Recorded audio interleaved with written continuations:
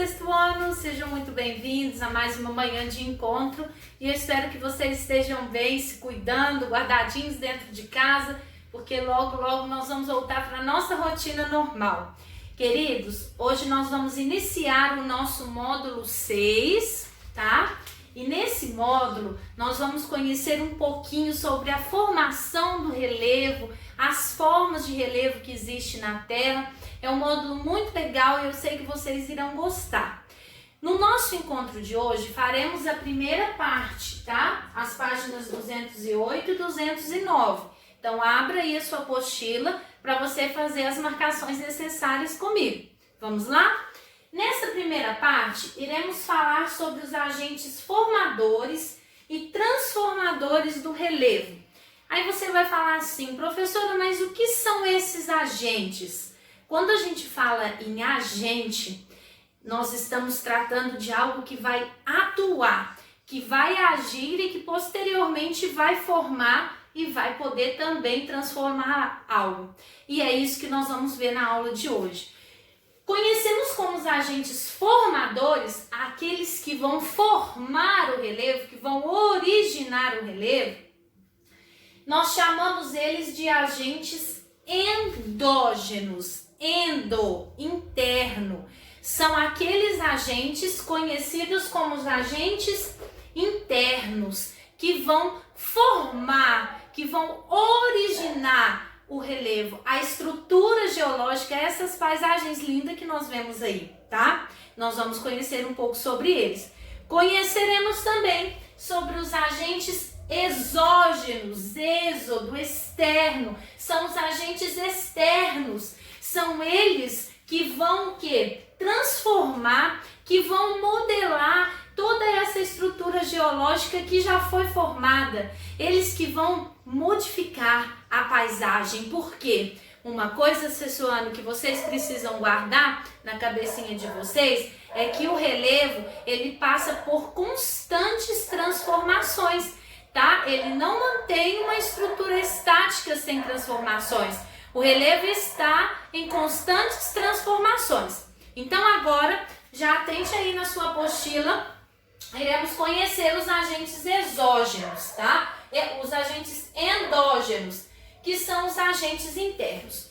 O primeiro que nós vamos falar é sobre o tectonismo.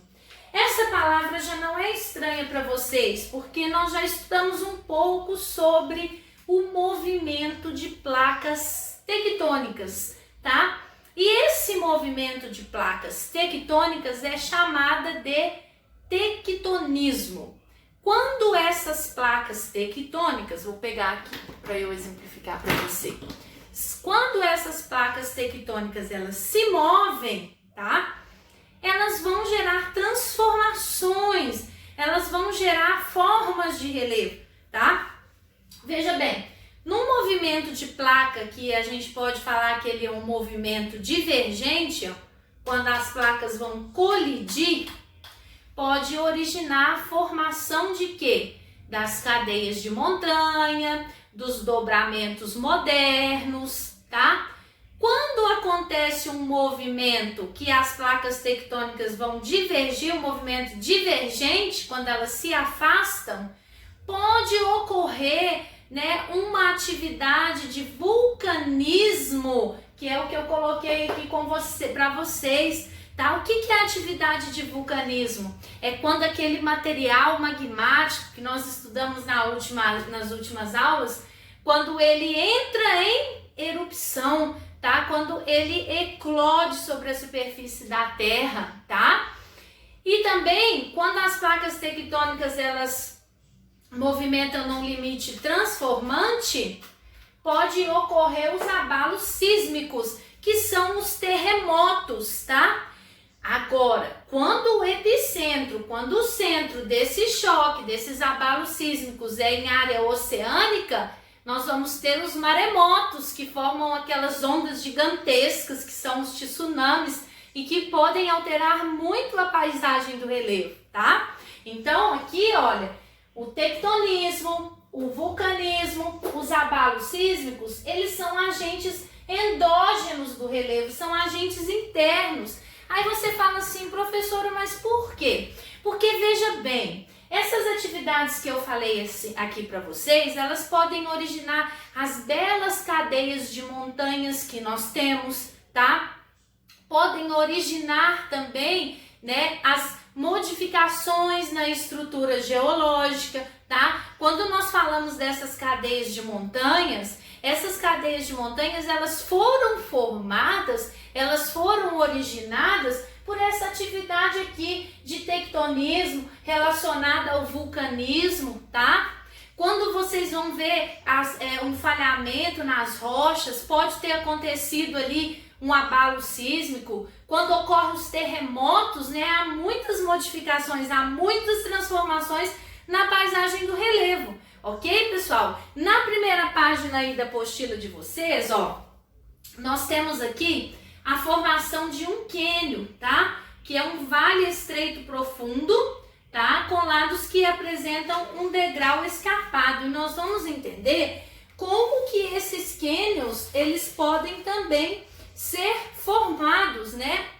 Mas, antes da gente entender isso aqui precisa ficar muito claro, tá? Então, quando a gente observa os agentes endógenos do relevo, nós vamos observar que eles são responsáveis por essa paisagem bonita que a gente tem aí, ok, pessoal? Agora vamos falar um pouquinho dos agentes exógenos, tá? Eles vão transformar, eles vão modificar essa paisagem. Porque, veja bem, na atividade do movimento de placas tectônicas, no tectonismo, ocorreu o vulcão, né, que deu origem às ilhas vulcânicas, às ilhas oceânicas, a cadeias de montanhas, né, os abalos sísmicos que deu origem às falhas nas rochas. Tudo isso estava lá sobre a natureza. Nós vimos que as rochas, elas compõem a estrutura geológica, nós vimos na aula da semana passada, e tudo isso está exposto. Só que quando a gente fala dos agentes exógenos, que são os externos, eles podem modificar por uma atividade que nós vamos chamar ela de intemperismo, tá? O que é intemperismo? O intemperismo, ele vai fazer a modificação na paisagem geológica. Ele é dividido em intemperismo físico, quando há a desagregação das rochas. Aí você fala assim, professora, mas o que é a desagregação das rochas? Quando as rochas são desgastadas, tá? E aí ela vai ser desagregada, começa a soltar os sedimentos, os pedacinhos. Mas como que isso acontece? Qual é o agente responsável ali pelo intemperismo físico? As atividades erosivas. Professora, mas o que é a erosão? A erosão implica-se no desgaste das rochas. Como assim no desgaste? A atividade erosiva, ela está relacionada a agentes diferentes. Ela pode ser uma erosão eólica, pela força dos ventos. O vento, ele pode vir bater e desgastar as rochas, tá? E modelar aquela estrutura. Ela pode ser uma de origem erosão fluvial, tá? Quem já ouviu falar no Grand Canyon, nos Estados Unidos, tá? Muito linda aquela paisagem, aquele vale profundo, aqueles cânions maravilhosos. Lembra que eu falei que eu ia falar sobre os cânions? Pois bem, toda aquela modelagem maravilhosa do relevo foi formada pelo agente erosivo fluvial, pelas águas do Rio Colorado, que desenharam ali, que fizeram todo aquele monumento, tá? Podemos também falar sobre o agente erosivo pluvial, a água das chuvas, que bate nas rochas e desgasta os sedimentos, carrega esses sedimentos para eles serem depositados nas partes mais baixas do relevo. E aí, semana que vem, vocês vão entender como que vai ser formado essas estruturas geológicas, como vocês vão ver as formas do relevo, como que está relacionada a esses agentes de intemperismo, tá? Temos um agente químico que ele altera a composição química de todas as rochas que estão expostas no relevo, tá? Então, pessoal, essa forma de relevo linda que a gente vê, toda essa estrutura geológica está diretamente ligada aos agentes endógenos e aos agentes exógenos, ok? Uma outra coisa que nós vamos ver é que essas formas de relevo, elas são ocupadas pelo homem. O homem ocupa esses lugares, tá? E existe um termo que a gente trabalha na geografia que é chamado de topografia, tá? E eu quero que vocês grifem comigo lá na página 209 sobre esse termo, tá? Topografia. O que é a topografia? A topografia, elas são as características dadas de acordo com uma superfície terrestre, tá? Quando o homem ele ocupa determinado lugar, a gente precisa entender se o uso e ocupação desse solo, daquele lugar ali, está de maneira correta, tá? A topografia de melhor opção, a mais adequada para a ocupação, é a topografia plana, ou seja, é quando o relevo é plano.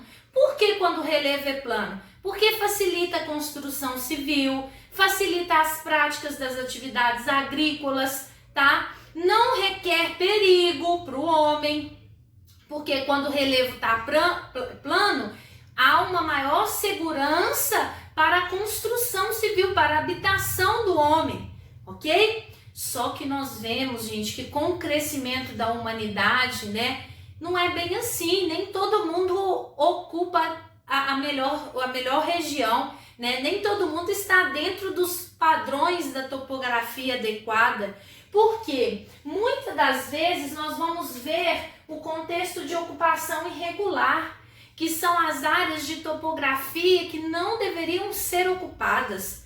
Quais áreas são essas?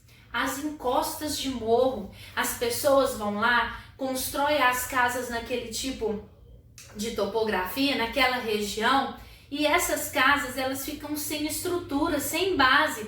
Aí quando vem muita chuva, o que acontece? Há um desgaste muito intenso ali sobre as camadas do solo e acaba ocorrendo uma coisa muito triste, que é o desmoronamento, deslizamento de terra, que muitas famílias às vezes morrem soterradas, perdem as suas casas, perdem os seus bens materiais, né, bens pessoais, porque ocuparam lugares indevidos, né? Estão morando numa parte do relevo que não pode, que é encostas de morro, é área de risco, tá?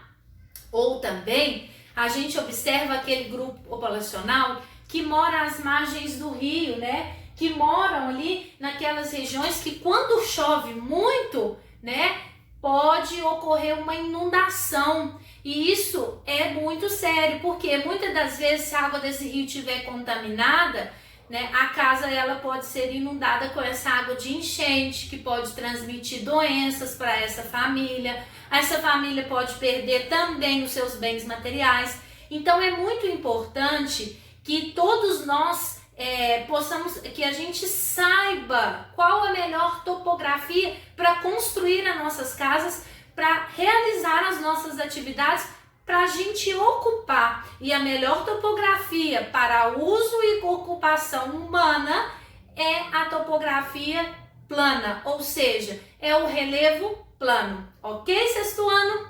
Agora vocês vão fazer para mim essa atividade 1, que está na página 209, beleza? Farão para mim e irão mandar a foto via WhatsApp, tá? Quando vocês terminarem de assistir a aulinha, façam a atividade, mandam a foto pelo WhatsApp e escrevam para mim se vocês entenderam, se precisam tirar alguma dúvida, para que eu possa saber, ok? Então, espero o retorno de vocês e até o nosso próximo encontro. Um super beijo no coração!